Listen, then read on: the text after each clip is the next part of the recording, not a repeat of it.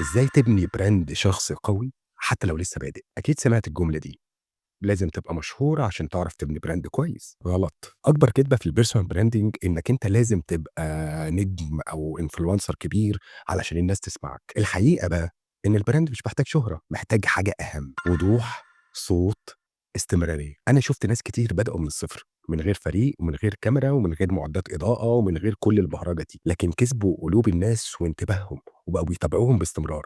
تفتكر ليه؟